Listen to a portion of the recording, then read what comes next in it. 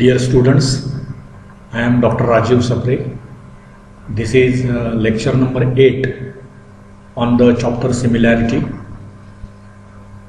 This is part of video lecture series about SSC mathematics. I appeal all of you to subscribe my channel Maths Made Easy by Dr. Rajiv Sapre and take advantage of all these lectures. You can also put your suggestions, your remarks about the lectures. Your feedback is very important for me.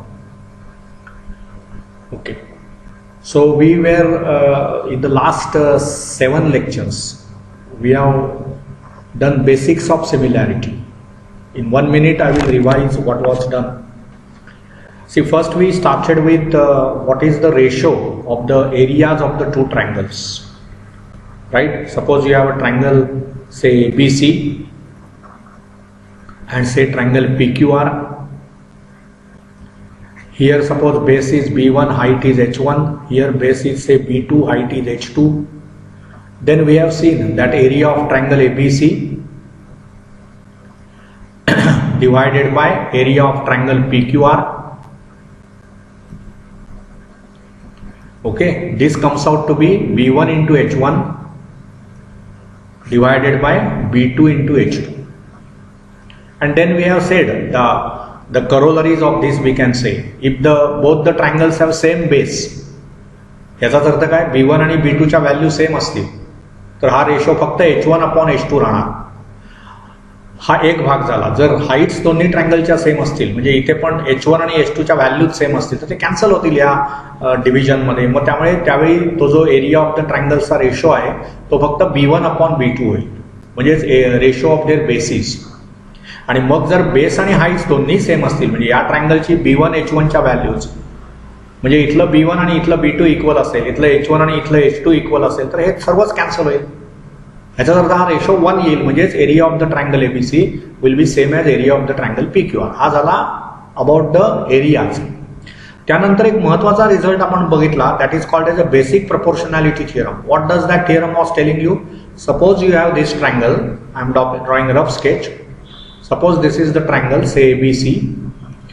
Okay, मग त्यातली एक side घेतली, समजा आपण for convenience BC घेतली आणि ह्याला parallel आपण रेषा काढली, जी अदर दोन साईड्सच्या आहेत, म्हणजेच AB आणि AC, त्यांना P आणि Q मध्ये ती समजा रेषा छेदत असेल, ही रेषा आहे, नॉट लाईन सेगमेंट.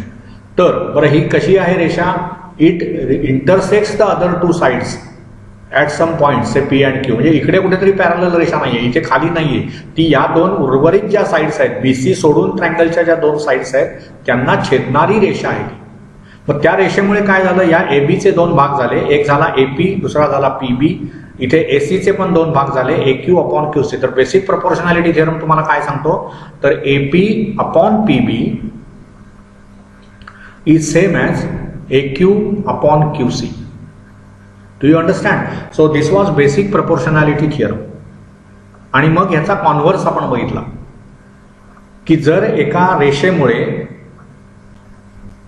जी दोन साइड्सना छेदून जाते, त्या रेषेमुळे त्या साइड्सचे जे दोन भाग होतात ते जर प्रपोर्शन मध्ये असतील तर ही जी रेषा आहे ती उर्वरित साइडला पॅरलल असते. हा झाला कॉन्व्हर्स. मग मी तुम्हाला कॉन्व्हर्स म्हणजे काय हे पण समजावून सांगितलेलं आहे. जेव्हा अशी स्टेटमेंट असते, if P then Q, if P then Q, तर या स्टेटमेंटचा कॉन्व्हर्स काय असतो? If Q then P. So I hope you understand what is converse. आणि त्याच्यानंतर मग आपण बायसेक्टरचा थिअरम बघितला. तो काय होता थिअरम? समजा हा ट्रायंगल आहे, ओके, तर समजा हा ABC हा ट्रायंगल आहे, तर हा जो अँगल आहे ABC, त्याचा जो अँगल बायसेक्टर असेल, म्हणजे हा, तो त्या अपोजिट साईडला डिवाइड करतोय. कुठल्या पॉईंटमध्ये? समजा M या पॉईंटमध्ये. म्हणजे हा इथला अँगल आणि इथला अँगल सेम आहे, कारण हा अँगल बायसेक्ट झाला या रेमुळे. AM हा जो रे आहे, तर तो समोरच्या साईडला दोन भागात डिवाइड करणार ना. एक झाला AM हा भाग आणि दुसरा झाला MC हा भाग. मग तुम्हाला हा अँगल बायसेक्टर थिअरम असा सांगतो की AM/MC इज सेम ॲज कुठल्या दोन साइड्समुळे तो अँगल तयार झालेला आहे? B हा अँगल, तर BA आणि BC. तर BA आणि BC यांचा जो लेंथचा रेशो आहे तो आणि हा रेशो सेम असतो. असा हा अँगल बायसेक्टर थिअरम आहे. याचा कॉन्व्हर्स पण आपल्याला माहिती पाहिजे. लक्षात आलं? म्हणजे असा समजा आपण इथला रे, हा जो रे आहे बी मधून जाणारा रे, तो अपोजिट साईडला जर डिव्हाइड करत असेल एम या पॉइंटला, आणि जर एम अपॉन एम सी हा जो रेशो आहे तोच बी ए अपॉन बी सी असेल, तर हा रे अँगल बीला बायसेक्ट करतो. हा झाला त्याचा कॉन्व्हर्स. आणि मग या कॉन्व्हर्स हा जो बायसेक्टर थिअरम आहे तो आपण दोन वेगवेगळ्या प्रकारे प्रूव्ह केलेला आहे. आणखी एक महत्वाचा मुद्दा मी त्यावेळी बोललो होतो तुम्हाला, आणि तो फार महत्वाचा आहे. तो असा आहे की समजा दोन पॅरलल लाईन्स असतील, समजा ही एक लाईन आहे, त्याला इथे एक पॅरलल लाईन आहे, तर यांच्यामध्ये जे ट्रायंगल्स असतील, समजा हा एक ट्रायंगल आहे किंवा हा दुसरा ट्रायंगल आहे, तर ह्या दोन्ही आणखी कितीही ट्रायंगल असू देत, या सर्व ट्रायंगल्सची हाईट सेम असणार. का तर ते दोन पॅरलल लाईन्स मधले ट्रायंगल्स आहेत. So any number of triangles you draw between two parallel lines, म्हणजे त्या ट्रायंगलचा एक व्हर्टेक्स, आता इथे बघा या ट्रायंगलचा एक व्हर्टेक्स वरच्या पॅरलल लाईनवर, वरच्या लाईनवर आहे, आणि त्याचे उर्वरित दोन व्हर्टेक्स हे खालच्या लाईनवर आहेत, आणि या दोन्ही लाईन्स पॅरलल आहेत. त्यावेळी आपण काय म्हणणार, या ट्रायंगलची हाईट आणि या ट्रायंगलची हाईट सेम आहे. तेव्हा एवढ्या गोष्टी आपण आतापर्यंत ॲट लेंथ डिस्कस केलेल्या आहेत. आणि दुसरी महत्वाची गोष्ट काय की याच्यामध्ये आपण ते एक्झरसाइजेस जे आहेत ते पण आपण डिटेलमध्ये ते सोडवलेले आहेत, ते डिस्कस केलेले आहेत आपण. Okay, so with this we will go for further things. आपण आता पुढचा जो विषय आहे त्याच्याकडे जाऊया. तुम्हाला तुमच्याकडे पुस्तक समोर ठेवा, ते अर्थात हे पण मी इथे फ्लॅश केलेलं आहे, so you can see that. आता आपल्याला काय शिकायचं आहे बघा, properties of three parallel lines आणि देअर ट्रान्सव्हर्सल्स. इथे जर डायग्रॅममध्ये तुम्ही बघितलं तर एल एम एन या पॅरलल लाईन्स आहेत, आणि ही जी लाईन आहे T1, टी फॉर ट्रान्सव्हर्सल, ही दुसरी ट्रान्सव्हर्सल. तर त्या ट्रान्सव्हर्सल्स या लाईनला छेदतायत कुठल्या पॉईंटमध्ये, म्हणजे ह्या लाईनवरचे ए पॉईंट, बी पॉईंट आणि सी पॉईंट. म्हणजेच इथे काय झालं बघा, या ट्रान्सव्हर्सलचे या तीन लाईन्समुळे भाग झाले, बरोबर ना. तर तसंच इथे झालं PQR, ही दुसरी ट्रान्सव्हर्सल आहे. तर बघा इथे काय म्हटलंय त्यांनी, ऍक्टिव्हिटी तुम्हाला दिलेली आहे, यू शुड डू दॅट. बघा, ड्रॉ थ्री पॅरलल लाईन्स, तशा ह्या काढल्या आपण, LMN, label them as LMN. Okay, draw transversals T1 and T2. Okay, AB and BC are intercepts on the transversal T1. T1 मध्ये काय इंटरसेप्ट झाले या लाईन्समुळे, एक AB झाला, दुसरा BC झाला. तसंच T2 वर काय इंटरसेप्ट झाले, PQ आणि QR. तर हा जो थिअरम आहे हा आपल्याला असं सांगतो की हा जो म्हणजे भाग झालेला आहे AB, तो AB upon BC is same as PQ upon QR. You will find that they are equal. हे जे रेशो आहेत हे इक्वल आहेत. यालाच म्हणतात property of three parallel lines and their transversal. तर हा थिअरम आपल्याला प्रूव्ह करायचा आहे, लक्षात घ्या. तर आपण लिहूया इथे, म्हणजे will write the statement and we will try to discuss the theorem. काय होतंय बघा, तुम्हाला काय दिलेलं आहे की थिअरम काय आहे. See I will write the theorem, THM मी म्हणतोय फक्त थिअरमसाठी, की रेशो ऑफ द इंटरसेप्ट्स. बघा काय म्हणतोय आपण, ratio of intercepts, ratio of intercepts made on transversal, made on transversals, made on transversal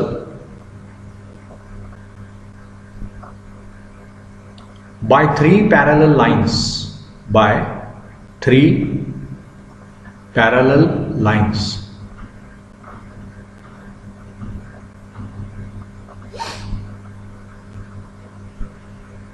Is equal to the ratio of,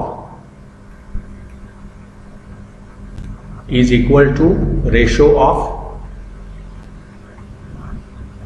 the corresponding intercepts,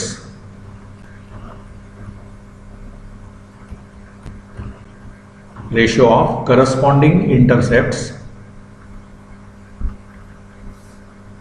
made on any other transversal, made on any other transversal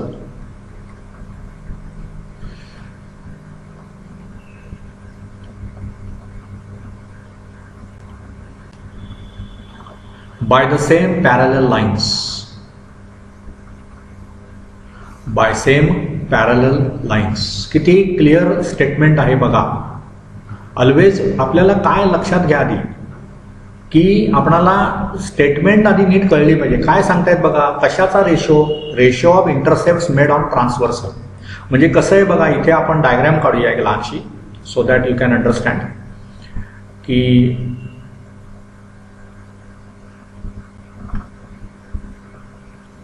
ही एक line घेऊया आपण, त्याला parallel इथे एक line घेऊया, त्याला parallel इथे line घेऊया.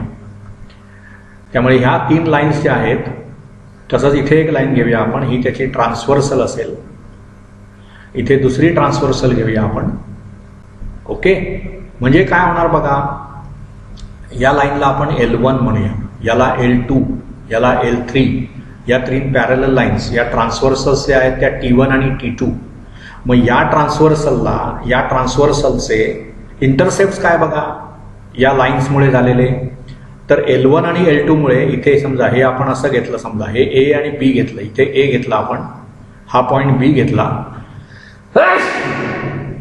सॉरी, आणि हा पॉइंट आपण C घेतला. इथे पण तसंच केलं आपण, हा पॉइंट समजा P घेतला, हा Q घेतला आणि हा R घेतला. तर इथे हे लोक काय सांगतात बघा, रेशो ऑफ इंटरसेप्ट, म्हणजे यांचा रेशो हा एक इंटरसेप्ट आहे. कशामुळे झाला, T1 या ट्रान्सव्हर्सलवर या 3 पॅरलल लाईन्समुळे 2 इंटरसेप्ट झाले, एक AB हा पार्ट, दुसरा BC हा पार्ट. तसंच T2 या ट्रॅव्हर्सलचे 2 इंटरसेप्ट झाले या लाईन्समुळे, L1, L2, L3 मुळे, PQ आणि QR. मग त्यांचं काय म्हणणं आहे बघा, ratio of intercept made on the transversal, कशावर इंटरसेप्ट झालेले, ट्रान्सव्हर्सलवर, बाय 3 पॅरलल लाईन्स या L1, L2, L3 मुळे, is equal to the ratio of corresponding intercepts. इथले करस्पॉन्डिंग इंटरसेप्ट काय आहेत बघा, P, Q आणि R on any other transversal, म्हणजे ही दुसरी ट्रान्सव्हर्सल, दे आर सेम. म्हणजेच काय तुम्हाला सांगितलंय त्यांनी की याच्यामध्ये हे जे इंटरसेप्ट झाले AB आणि BC, त्यांचा रेशो, म्हणजे समजा AB 4 सेंटीमीटर असेल, हे 6 सेंटीमीटर असेल, तर ह्यांचा रेशो काय, 4/6. तसंच तोच रेशो इथे असेल, PQ/QR. असं तुम्हाला सिद्ध करायचं आहे. त्यामुळे आपण जर प्रूफ लिहायची झाली तर कशी लिहिणार बघा, मी तुम्हाला ती प्रूफ नंतर एक्सप्लेन करतो. आपण इथे आधी लिहूया, काय लिहिणार बघा आपण, काय दिलेलं आहे तुम्हाला, गिव्हन काय, see what is given to you. तर त्यांनी असं दिलंय, L is parallel to M आणि पॅरलल टू N, या 3 पॅरलल लाईन्स आहेत. T1 and T2 are the transversals, T1 and T2 are transversals. Okay, आणि काय दिलंय बघा, ते इंटरसेप्ट्स. इंटरसेप्ट्स काय आहेत बघा, transversal T1 intersects the lines in the point ABC. T1 intersects line in points ABC, and T2 intersects the lines, T2 intersects the lines, at PQR. आता तुम्हाला प्रूव्ह काय करायचं आहे, टू प्रूव्ह हे जे इंटरसेप्ट्स आहेत, म्हणजे हा AB आणि हा BC, त्यांचा ratio, so AB upon BC, on this side it is PQ upon QR, they are equal, हे आपल्याला प्रूव्ह करायचं आहे. आणि मग त्याच्यासाठी प्रूफ आपल्याला लिहायचे. प्रूफ मी सांगतो तुम्हाला, पण त्याच्यासाठी काय करावं लागणार बघा, आपल्याला इथे आपण हे जॉईन करूया. See what we will do is draw segment PC, P to C अशी एक सेगमेंट आपण ड्रॉ करूया. समजा मी हा डॉटेड अशी सेगमेंट काढली P to C, आणि suppose it intersects this at D. ठीक आहे, मग आता काय करणार बघा आपण, की तुम्ही जर ट्रायंगल ACP घेतला, बघा इथे जरा समजावून घ्या. इथे प्रूफ मी लिहिण्यापेक्षा, आता ठीक आहे प्रूफ आपण लिहूया, म्हणजे काही न लिहिण्याचं काही कारण नाही आहे आपणाला, but first I will explain by using this particular figure in the book. See draw segment PC, त्यांनी काय केलं, पीसी ही सेगमेंट काढली. टी पी हा जो पॉइंट आहे ना तो लाईन एल वर आहे आणि सी हा पॉइंट लाईन एन वर आहे, मध्ये एक लाईन एम आहे, त्याला ती सेगमेंट डिव्हाइड करणार ना, ती टी या पॉइंटला डिव्हाइड केली. आता काय होणार बघा की जर तुम्ही ट्रायंगल एसीपी घेतलात, बघा if I take triangle A C आणि पी, तर काय होईल बघा या ट्रायंगलमध्ये, तर ए सी पी हा जर मी ट्रायंगल घेतला ना तर काय होतं बघा की हा त्याचा बेस आहे ना एपी आणि सी हा तिसरा व्हर्टेक्स घ्या, मग त्या बेसला म्हणजे त्या साईडला पॅरलल आहे ही साईड एम ही लाईन म्हणजे बीडी, म्हणजे मला बेसिक प्रोपोर्शनॅलिटी थिअरम वापरता येईल. एपीला बीडी पॅरलल आहे ना, मग त्यामुळे मला काय म्हणता येईल, ए सी पी या ट्रायंगलमध्ये C B upon B A will be equal to C D upon D P. बघा इथे तेच लिहिलं आहे, ए बी अपॉन बी सी त्यांनी घेतलंय, म्हणजे हे A B upon B C is same as P D upon D C. This is what basic proportionality theorem. कळलं? तसंच तुम्ही आता आणखी एक ट्रायंगल घ्या. कुठला ट्रायंगल घ्याल, म्हणजे A B upon B C. आता ट्रायंगल सी पी आर घ्या, बघा हा ट्रायंगल सी पी आर, इथे सुद्धा काय झालं, सी आर ही जी साईड आहे त्याला डी क्यू पॅरलल आहे, म्हणजे मला बेसिक प्रोपोर्शनॅलिटी थिअरम वापरता येईल. सी पी आर हा जर मी ट्रायंगल विचारात घेतला तर आणि त्याचा पाया मी सी आर घेतला तर उरलेल्या ज्या दोन साईड्स आहेत म्हणजे कोणत्या, सी पी आणि पी आर, त्यांना डिव्हाइड करणारी आणि सी आरला पॅरलल असणारी ही रेषा आहे डी क्यू. त्यामुळे बेसिक प्रोपोर्शनॅलिटी थिअरम प्रमाणे काय होईल बघा, P D upon D C बरोबर P Q upon Q R. मग इथे बघा P D upon D C इथे पण आहे आणि P D upon D C इथे पण आहे. त्यामुळे 1 आणि 2चा जर मी विचार केला तर ट्रान्झिटिव्ह रिलेशन जर मी वापरलं, कारण हे आणि हे इक्वल आहे, त्यातलं P D upon D C आणि P Q upon Q R equal आहे, म्हणजे ज्या तीनही गोष्टी इक्वल झाल्या, म्हणून मला काय मिळालं, A B upon B C is same as P D upon D C is same as P Q upon Q R. पण त्यातला आपल्याला A B upon B C आणि P Q upon Q R मध्ये interest आहे, so that is proved. आता ह्याच्यात काय कठीण आहे, व्हेरी सिम्पल. म्हणजे कसं लिहिणार बघा, आपण काय फार लिहिण्याचं पण नाहीये, I will just write the basic steps. कुठला ट्रायंगल आपण पहिल्यांदा विचारात घेतो आहोत बघा, triangle ACP, triangle A C P बरोबर आहे. त्याच्यामध्ये काय होतंय बघा, बी डी, बघा ही बी डी ही एपीला पॅरलल आहे, B D is parallel to A. मग त्याच्यामुळे काय होईल, म्हणून मला बेसिक प्रोपोर्शनॅलिटी थिअरमचा जर मी वापर केला तर मला असं लिहिता येईल की ए बी अपॉन बी सी, बघा ही side A B upon B C आणि ह्याच्यात मध्ये काय करता येईल, P D upon D C. This is equal to P D upon D C, P D upon D C. This is by what, basic proportionality theorem. ठीक आहे. आता दुसरा ट्रायंगल घ्या, हा ट्रायंगल घ्या आता C P R. So if I take triangle C P R, तर मग काय होईल बघा, इथे कशाला कोण पॅरलल आहे, we can see here that C R आणि डी क्यू हे पॅरलल आहेत. C R is parallel to D Q. Okay, मग त्याच्यामुळे काय मला म्हणता येईल बघा, इथे पुन्हा मला काय करता येईल बघा ना, इथे P D upon D C, right, say P D divided by D C is equal to काय होईल, P D upon D C is equal to P Q upon Q R, P Q upon Q R. मग हे पण पुन्हा basic proportionality theorem प्रमाणे, हा result 1 म्हणा, हा रिझल्ट 2 म्हणा.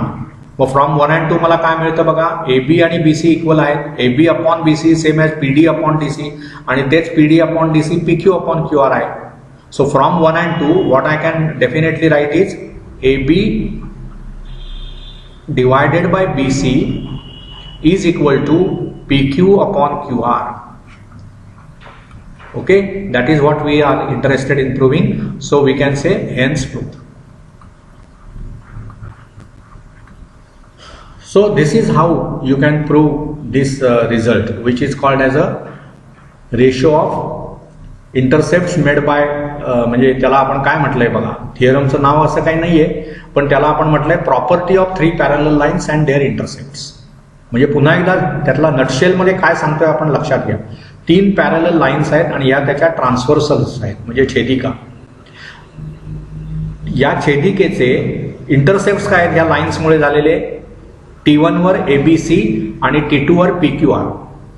मग हा जो थिअरम आहे किंवा हा जो रिझल्ट आहे किंवा ही जी प्रॉपर्टी आहे ती आपल्याला असं सांगते की हा जो सेगमेंट आहे AB अपॉन BC म्हणजे AB ची लेंथ अपॉन BC ची लेंथ म्हणजेच PQ that is equal to PQ upon QR. So AB upon BC is same as PQ upon QR. So this is the result of 3 parallel lines and their transversals. I hope you understand this. We will continue in the next lecture. Okay. Again at the end I will appeal to subscribe my channel Maths Made Easy by Dr. Raju Sapre and take advantage of all these lectures. Thank you.